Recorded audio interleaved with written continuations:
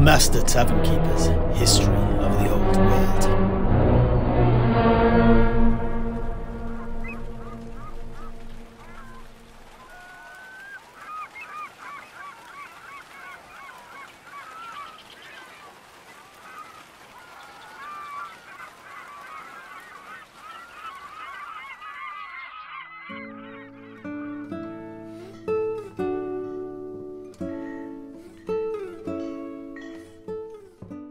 So, here we go, gentlemen. Another round of beers. Yeah, thank you, Master Tavern Keeper. And please add all of these drinks to my tab. Before you protest, I insist, and will hear no more upon it. I am sure that last night's frivolousness must have left you out of pocket, Master Tavern Keeper, and in my profession it pays to spend when you have a couple of pennies to rub together rather than saving. Goodwill is a coin I value far more than any gold crown. Heinrich, you are far too generous.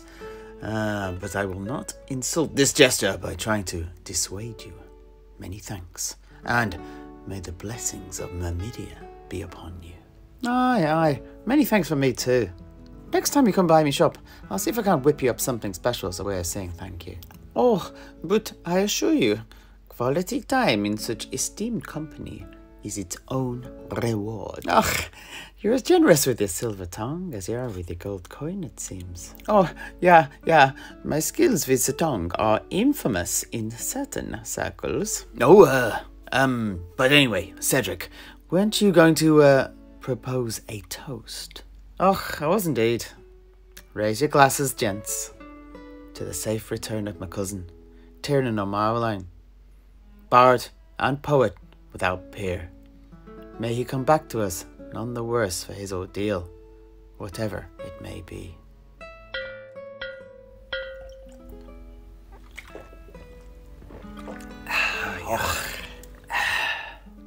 I shall leave no stone unturned, and pray that the keen eyes of Lurk, the god of dance and music in my home province of Nordland, guides me in my search. Now that would be very much appreciated. Indeed. But shall we continue? I suspect the neophytes will be rising soon, and they'll be expecting a return to the history of Nehekara in the run-up to the rebellion against Nagash. Well, in that case, Master Tavern Keeper, let's crack on.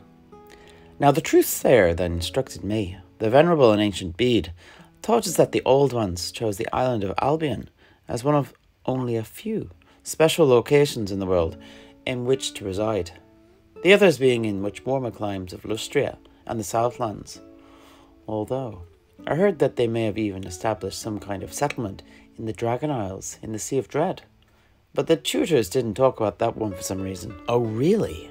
There? Well, as it happens, my old shipmate Tamil told me he'd heard rumours that the lizardmen on that particular island chain had gone rogue and devolved into warring tribes of cannibalistic skinks and saurus, and I myself have never met a single sea captain who was willing to take anyone into its waters, no matter how big the recompense. Of course, there are rumours of powerful lost artefacts and untold riches in the ruins on the main island. I've also heard tell that long ago these had drawn a few treasure hunters to brave the journey, but by all accounts, not a single one ever returned. Aye, well that sounds like a place to avoid to me. What good is wealth and power if you're dead? Anyhow, back to my own dangerous little island. Most of the knowledge pertaining to the first settlements on Albion was lost during the Great Catastrophe, but what is recorded is that the beneficent Old Ones transformed the island into a luscious paradise, even going so far as to redirect the currents of the Great Ocean to bathe it in warm waters from the south all year round, and manipulating the weather so that the sun shone bright in the sky to ensure that the crops and vegetation were rich and bountiful.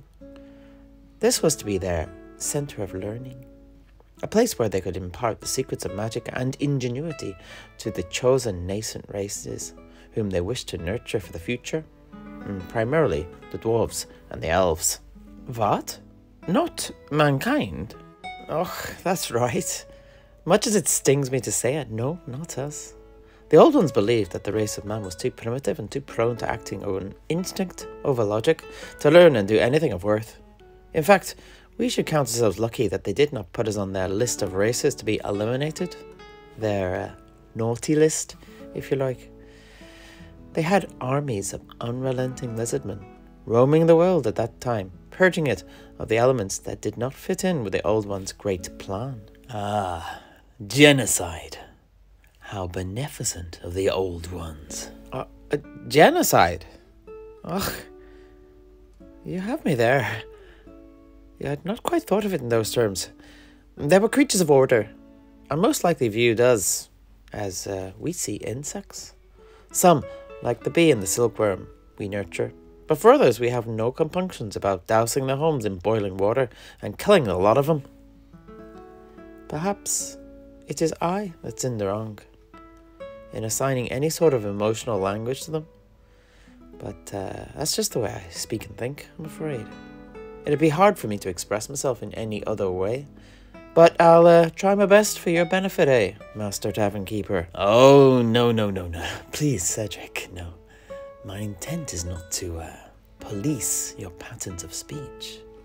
Rather, simply to lower the pedestal upon which you've placed these Old Ones. Ah, I see. It's that kind of directness. That's the reason I really do love spending time with you, Septimus. Oh, why, thank you, Sedrik. I'd not really expected that response. It's from the heart. I mean it. And who knows? By degrees, you may well be changing my mind about them. It's hard to tell. I'm a bit close to the subject matter, if you know what I mean. Anyhow, shall I continue? Ah, by all means, my friend. By all means. Well, some of those races that were on the naughty list, so to speak, were indeed eradicated from existence, leaving no trace whatsoever. But some others managed to persist despite the genocidal efforts of the Old Ones, the foremost amongst these being the greenskins. Although my master postulated that these too were permitted to remain by design, once their numbers had been checked, that is. They were to provide a role as antagonists, giving the chosen races a way of sharpening the metal. It's a topic that was hotly argued in the debating pits of the Truthsayers, but never resolved one way or the other. Anyhow, it seems that mankind was beneath the notice of the Old Ones, at least initially. So, what happened was that the Old Ones gathered together the best, the wisest, and the bravest of the elves and the dwarves, in order to teach these individuals arcane knowledge, and then send them back to their peoples to spread this learning. Ah, yeah. So, what did they teach them? Oh, well, you know, a lot of stuff, but primarily they taught the secret of forging runes to the dwarves, and to the elves they gifted the mastery of spellcasting. Obviously, defining traits for both in hindsight. But, whilst all of this was going on, the native men of Albion were going about their daily lives and rapidly adapting to the conditions on the island and diversifying and multiplying. This did not go unnoticed by the Old Ones, I can tell you. In point of fact, it came to the attention of the Old One, Conalxa, the god of patience and secrets, via his children, the chameleon skinks of the jungle, whom he had charged with watching the forests of the world and uncovering their secrets. Upon investigation, Conalxa was impressed by the speed at which mankind had adapted to its surroundings, and upon sharing his findings with the other Old Ones, they selected a few of the short-lived cave-dwelling tribesmen, my own ancestors, and imparted to them the secrets of the power that lay in the earth, the air, and the seas, and how to manipulate them. It is these men and women who went on to become the Truthsayers, and were charged with teaching the other tribes of men the true path to enlightenment, how to both tame yet live in harmony with the world, how to use its resources yet give back what they took, and maintain a balance. Ah, well, obviously the apple has fallen very far from the tree in the intervening millennia, it seems. Aye, unfortunately you're not wrong there, Master Tavern Keeper. We are fast learners, but we're equally fast forgetters. Anyhow, at the offset, the Old Ones also instructed their human students to spread out across the world, populating the continents, and, if nothing else, acting as a bulwark, a buffer, if you like, to stabilise everything. We may not be the strongest or the brightest, but we are bloody everywhere.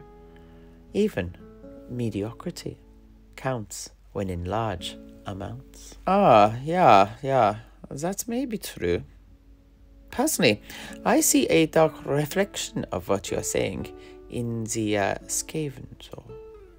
Having fought them now more often than I would like, I suspect they exist in untold numbers beneath our feet.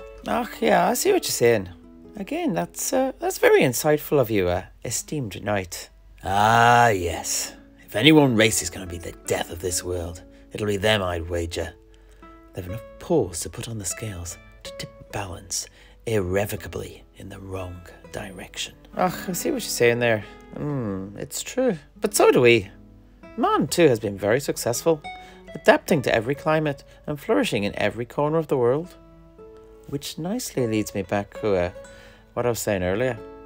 Now, in this earlier period, the Old Ones kept a very watchful eye over their scions, and all was going well. Men, in turn, did not resent the Old Ones' gaze upon them, and actually came to worship the Old Ones as gods, building temples to honour their teachers and whatnot. Oh, yeah, more gods. So, what do we know of this pantheon, then? What? Do you wish to hear of heathen gods again, Heinrich? I'm beginning to see a pattern developing here. Are you having some sort of crisis of faith or something? What? Me? Well, perhaps. In my years as a mercenary, I've seen much that has caused me to doubt the power of the gods I was brought up with. But I am not willing to let go of the idea of higher powers looking down on us. So perhaps, yes, you are right, Master Tavern Keeper. I have indeed become a little fixated on the gods of others. Now this man is a hidden gem there, Septimus. I'm impressed. Yes, you're quite right there, Heinrich. My old master always used to say, "He who knows others is wise. He who knows himself is enlightened." So, if I follow his advice, and I can help you on your journey, my dear knight, then I am obliged to do so. Let us talk of the Old Ones.